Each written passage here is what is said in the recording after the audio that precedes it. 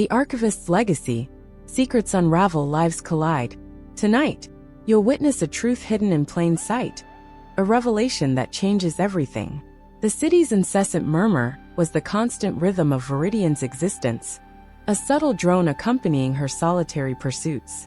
Employed as a custodian of forgotten chronicles, she meticulously archived the city's obscured past. The ancient edifice, redolent of parchment and aged leather, provided sanctuary from the external maelstrom. Yet, on this particular evening, the stillness felt altered, imbued with a palpable, unspoken foreboding.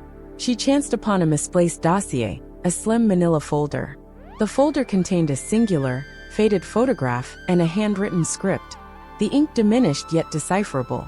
The photograph portrayed a young woman, bearing a striking resemblance to Viridian, an uncanny likeness that sent a tremor through her very core. The missive, dated generations prior, hinted at a clandestine inheritance, a familial secret transmitted through the ages. It designated an address, a brownstone dwelling in a familiar quarter, a location Viridian traversed frequently, unaware of its hidden import.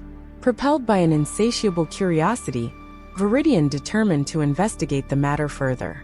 The brownstone presented an image of aged grace, its facade weathered yet retaining vestiges of its former opulence. The current resident, a venerable lady addressed as Miss Everly, greeted her with a measured blend of skepticism and inquisitiveness. Viridian articulated her discovery, showcasing the photograph and the accompanying letter. Miss Everly's eyes widened, a flicker of recognition illuminating their depths. The brownstone's interior evoked a bygone era, replete with antique accoutrements and time-worn portraits. Miss Everly guided Viridian to a secluded study, its walls lined with towering bookshelves. She divulged that the woman depicted in the photograph was Viridian's ancestress, a figure she had never known. The letter chronicled a complex familial narrative, a tapestry of ardor, perfidy, and a concealed legacy. Miss Everly served as the guardian of this secret, entrusted by Viridian's ancestress. The inheritance, contrary to Viridian's initial presumptions, was not of a monetary nature. It consisted of a collection of unpublished literary works, a series of poignant and evocative narratives penned by her ancestress. These stories, concealed for decades, stood as a testament to her ancestress's literary talent and unwavering resilience. Miss Everly expounded that Viridian's ancestress had harbored profound anxieties regarding societal judgment, choosing to maintain her literary pursuits in utmost secrecy. Viridian felt an immediate and profound connection with the woman she had never met, a sense of shared destiny and profound understanding. She immersed herself in the perusal of the manuscripts, captivated by the lyrical prose and evocative imagery of her ancestress's writing. The narratives were raw and authentic, exploring universal themes of love, loss, and the arduous quest for self-discovery. They resonated deeply with Viridian's own experiences, her personal struggles with isolation, and the search for meaning. As Viridian delved deeper into the literary legacy of her ancestress, she began to discern subtle, almost imperceptible clues, cryptic messages woven intricately into the fabric of the narratives. These indicators pointed towards a specific location within the urban sprawl, a place that held a particular significance for her ancestress. It was a small, independent bookstore, nestled discreetly on a quiet side street, a place Viridian had never previously noticed in her numerous traversals of the city. The bookstore, bearing the appellation Quill and Parchment, exuded an aura of literary sanctuary, its shelves overflowing with a diverse collection of literary treasures.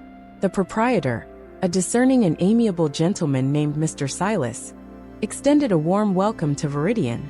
She elucidated her quest, presenting the manuscripts and mentioning her ancestress's name. Mr. Silas's countenance brightened with a spark of recognition. He remembered Viridian's ancestress, a frequent patron of the establishment in years past. Within a concealed compartment, Viridian discovered a small, intricately carved wooden box. It contained a collection of correspondence, letters exchanged between her ancestress and a renowned publishing house. The letters revealed that her ancestress had been on the verge of achieving literary recognition, but had abruptly withdrawn from the public eye, vanishing from the literary scene without explanation. The publisher had been deeply impressed by her talent and had preserved the letters, hoping for her eventual return. The unmailed letter served as a poignant confession, a heartfelt expression of remorse for the years of silence.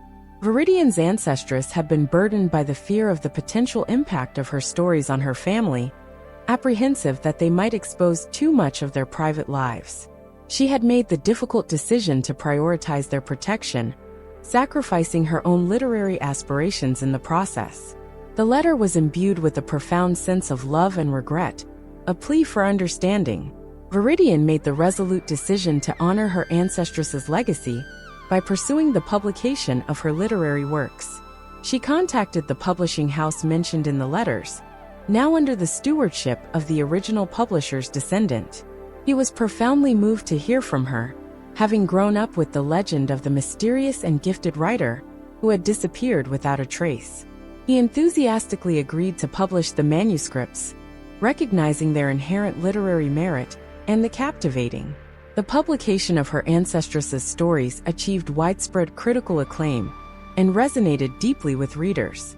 Critics lauded their originality, emotional depth, and lyrical prose, while readers from all walks of life connected with their universal themes of love, loss, and resilience. Viridian found herself unexpectedly thrust into the public eye, becoming an advocate for hidden voices and untold stories. She embraced this newfound role with a sense of purpose and determination, using her platform to champion.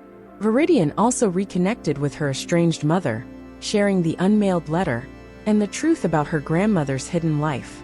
The revelation brought them closer, fostering a new understanding and appreciation for their shared family history. They visited Ms. Everly together, expressing their gratitude for her role in preserving their ancestral legacy.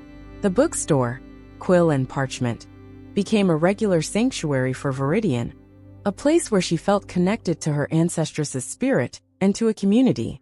Viridian's transformative journey had reshaped her from a solitary archivist into a celebrated voice for the unheard. She established a foundation dedicated to supporting emerging writers, providing them with resources, mentorship, and opportunities to share their stories with the world. She used her newfound influence to raise awareness about the importance of preserving family histories and embracing the power of storytelling. The city, once a symbol of her isolation, now throbbed with the vibrant energy of her purpose. Viridian often found herself pausing before the brownstone, a silent acknowledgement of the transformative journey that had unfolded within its walls. The city lights seemed to shimmer with a newfound brilliance, reflecting the joy and fulfillment she had discovered. She had not only unearthed her family's hidden secret, but had also found her own voice, her own strength, and her own place in the world. The whispers of the city had guided her to a realm of belonging, a testament to the enduring power of connection.